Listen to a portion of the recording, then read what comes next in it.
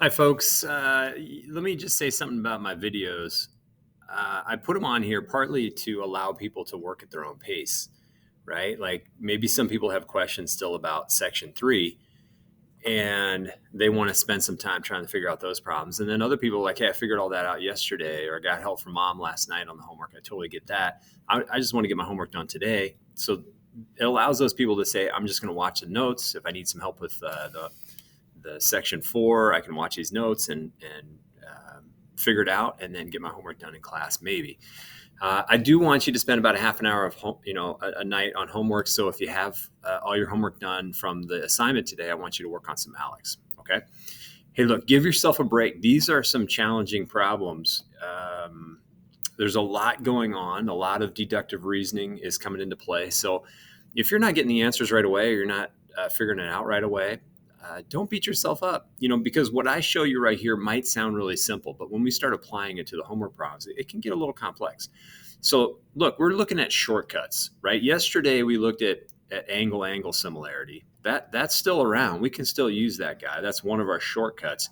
Here's a new shortcut, side similarity. And here's the third one right down here, side angle side. So we're going to have 1, 2, 3 shortcuts.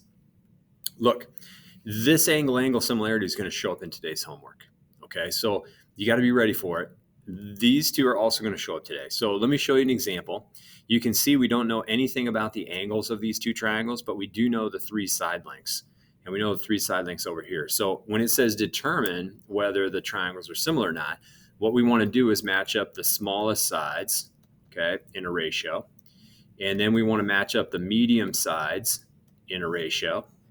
And then we want to match up the large ones, the largest sides, in a ratio. And you notice I'm putting equals between them because we're hoping that all the ratios are the same. That would mean the triangles are similar. So here we go. Smallest with the smallest side. Ooh, got to be careful here. So I go like 8/6. If you went 6/8, totally fine. If you go 6/8, totally fine. But you got to keep going that way then. So like the medium one is 9 over here, and the medium one over here is 12. So you'd want to go 9/12. But since I went left to right, I'm going to keep doing that. So 12/9. And then I've got 16/12, right? Aren't those the largest ones? 16 on this triangle and 12 on this one over here. So then we're going to reduce them. This guy reduces down to 4/3. This guy reduces down to 4/3. This guy reduces down to 4/3. All right. So check mark, the two triangles are definitely similar to each other. When it says, explain your reasoning, you're showing this kind of work. You say side similarity. They might ask you for a similarity statement like JKL. So I go JKL triangle is similar to, and I went along the largest side, then along the smaller side, right? So I want to do the same over here. I want to go QPM, so triangle QPM, because I went along the largest side, then along the smallest side, right? That's what I was trying to do the same, whatever I did here, I got to do the same over there to match up the corresponding parts. All right, that's side similarity. Here comes side angle side. Now, you notice the A, I know this sounds like a small thing, but it's kind of important. The A is between two S's. That means that the angle needs to be between or included between two sides that we know stuff about. So when you look over here, we've got a side and a side. We got a side and a side. And then we know this angle right here in between them, those two angles are equal to each other because they're vertical angles. Vertical. God, my pen is messy so often. Vertical angles. Sorry about the messy handwriting. All right, so what do we got to check? I mean, is that it? We just got a couple sides and we got the included angle equal to, well, they're not equal, but we got to check to see if the ratios are the same, right? So I'm going to go smaller side between 10 and 11. 10 is the smaller side. Between 20 and 22, 20 is the smaller side. So I'm going to go 10/20. Well, that's obviously a 1-to-2 ratio, right? So 1-to-2. And then the other one is 11/22, which is the same kind of 1-to-2 ratio.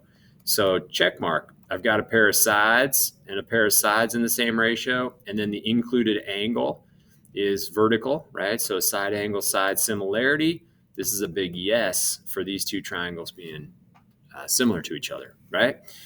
All right. So Let's go over and look at an example with, having to find x. All right. Are these two triangles, the one on top and the big one, are they similar to each other? Yeah, they are by angle similarity. Here are the corresponding angles. We had a bunch of problems in last night's homework like this, right? And those are the shared angle, or you could have went these two corresponding angles, right? But definitely by angle similarity, they're similar to each other.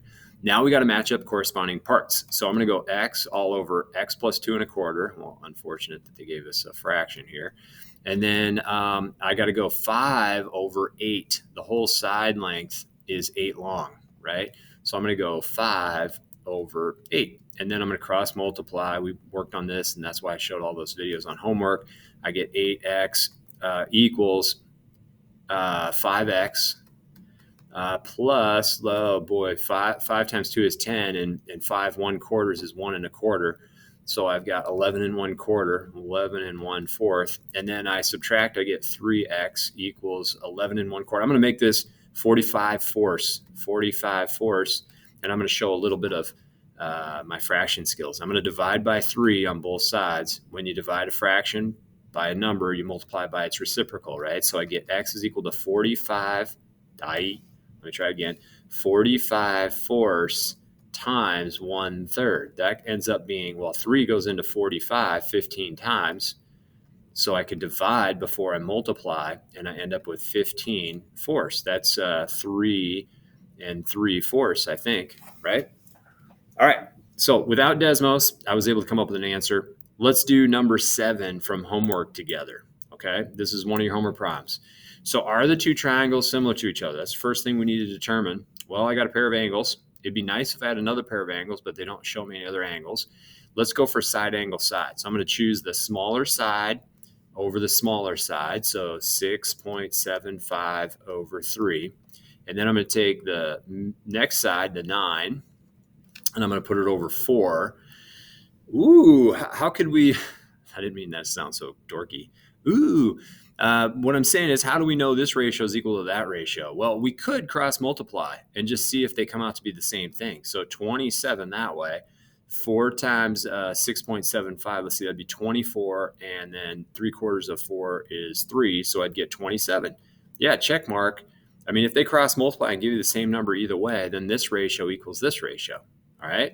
So we definitely have two triangles that are similar by side angle side similarity. Now we're going to match up some corresponding parts. So we know the ratio is 9 to 4. So 9 to 4. I'm going to set that equal to, let's see, I went 9 to 4. So I'm going to go x to 5. And so I get, let's see here, where are we? I go x to 5. And then we cross multiply. So we get 4x equals 45.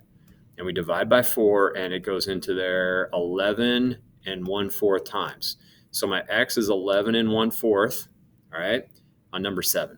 Number 10, a radio tower casts an 8-foot shadow. So let's say the radio tower looks like that, and there's our 8-foot shadow, right? And there's our triangle. Now it says at the same time, so that means that this angle right here is the angle of the sun, right? The sun's like up here making that shadow happen. So that's why it says at the same time, because they want you to know the angle of this next deal, the yardstick. When it says there's a yardstick sitting over here, it's got the same angle as this one right here. And then we got a right angle there. Let me zoom in on this. So how long is a yardstick? When they say that, they mean 3 feet, right? So this is 8 feet down here. So we're in the same units. I'm not going to put 1 yard over here. I'm going to put 3 feet. And then they want us to determine how tall is the radio tower. So I definitely have similar triangles because of angle similarity. I forgot to put this down here. How big is the shadow? Where's 1/2 an inch? 1/2 of an inch. Oh, geez, that's in inches. So that's let's see, 1/2 an inch would be 1/24 of a foot, right? Because like if it was 1 inch, that's 1/12, right? So 1 inch equals 1/12 of a foot. And so if I cut that in half, I got to cut this in half, and I'd get 1/24 of a foot, right? Because you just double the denominator to cut a fraction in half. So now I set up a ratio. Here we go. 1/24 to 8. So 1/24 to 8 is equal to 3 to x. So I go 3 to x. Then I could cross multiply. So I get x over 24 is equal to 24. Whoa, that's weird. What does that mean? Well, 24 over 1, well, x is equal to 24 squared. 24 times 24. I think that's 576. So 24 times 24, I think, check me on that. I think it's 576 feet. So the tower is 576 feet tall. Okay. Hey, thanks for watching my video. I hope this helps. I hope you can complete the homework. Spend about a half an hour at home working on it. And then if you don't make it through all the problems, bring your questions back tomorrow. All right. Thank you.